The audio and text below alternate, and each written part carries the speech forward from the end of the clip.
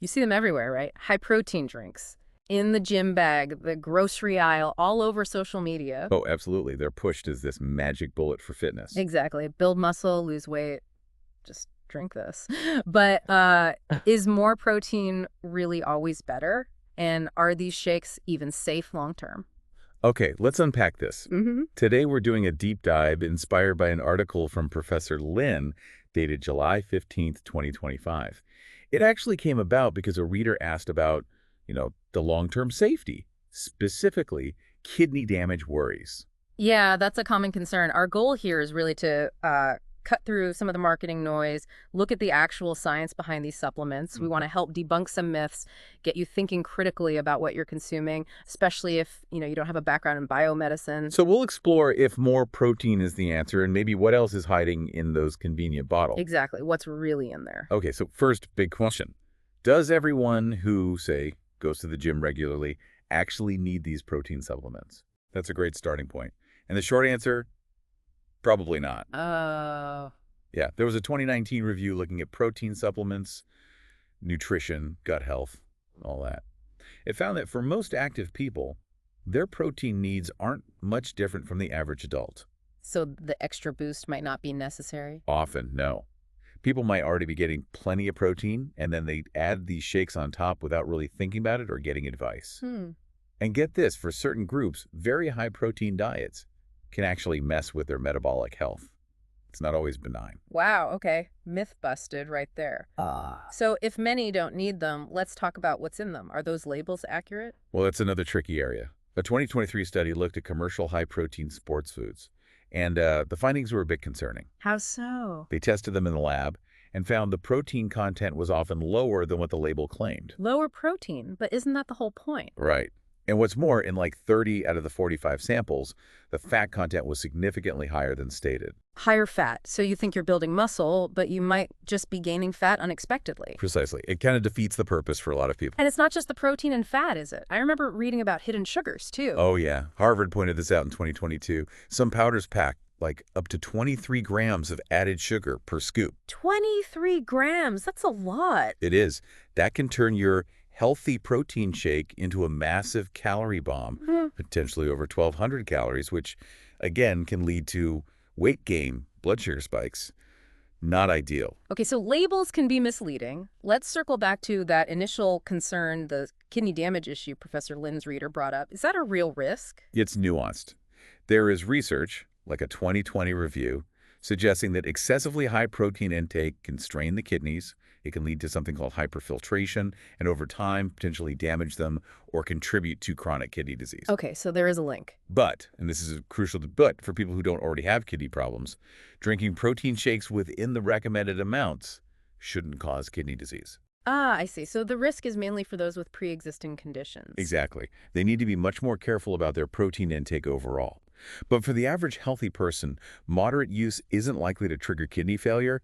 It's about the dose and your underlying health. Got it. So misleading labels, hidden sugars, a potential kidney risk for some, but the article mentioned even, well, darker stuff lurking in these powders. Yeah, this part is quite alarming. It goes back quite a way, actually. Consumer Reports did tests back in 2010 on 15 protein drinks. And what did they find? Every single one of them contained at least one heavy metal arsenic, cadmium, lead, or mercury. These are toxic metals harmful to multiple organs. Every single one. Wow. Has it gotten any better? Well, fast forward to a 2024-25 report from the Clean Label Project. They tested 160 products. Almost half, 47%, had lead and cadmium levels above California's safety limits. Nearly half. That's Yeah. not reassuring. Not at all. And some details were really surprising. Like organic products, they found they had 3 times more lead and twice as much cadmium as the non-organic ones. Wait, organic had more. How does that happen? It's often related to contaminants in the soil where plant-based ingredients are grown, which leads to another finding. Plant proteins had 3 times more lead than whey proteins. Okay. And maybe the most striking detail, chocolate-flavored powders had, on average, 110 times more cadmium than vanilla. 110 times, just Yeah. from the flavoring. Apparently linked to the cocoa sourcing. It's a huge difference. That is staggering. Though you mentioned Professor Lin had a point about the Clean Label Project itself. A bit of skepticism. Yeah, it just raises a critical thinking point. They're a nonprofit, but they also certify products, which some might see as a potential conflict. It's always worth considering the source of information, even when the data seems clear. Good practice. Definitely. Okay, so given all these potential issues, inaccurate labels, sugar, heavy metals, what's the alternative for someone who genuinely wants to increase protein for muscle growth or health? It really brings us back to basics. Real food. Makes sense. There was a good 2018 study showing that getting about 46 grams of protein right after weight training significantly boosts muscle performance and improves body composition. Okay. And crucially, it didn't matter if that protein came from beef, chicken, or whey protein powder.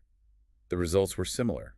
So the source, as long as it's quality protein, might not matter as much as just getting enough. For the muscle building effect, yes, which supports the idea that you don't need the powder specifically.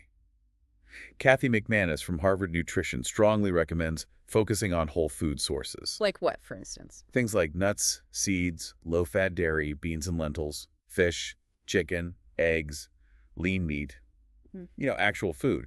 You can easily meet your protein needs this way without the potential downsides of the supplements. Right. So the big takeaway here seems pretty clear. I think so. When you're thinking about protein, it's less about finding the most convenient powder and more about the quality and the source. Real food gives you the protein plus other nutrients without the hidden sugars, fats, or potentially harmful contaminants. Couldn't have said it better. Quality and source over convenience. It really makes you think, doesn't it? It does. It leads to a bigger question.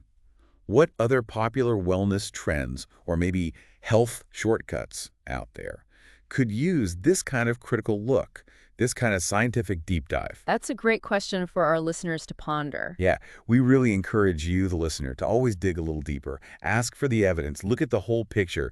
Don't just take the marketing claims at face value. Think critically about what you're putting into your body.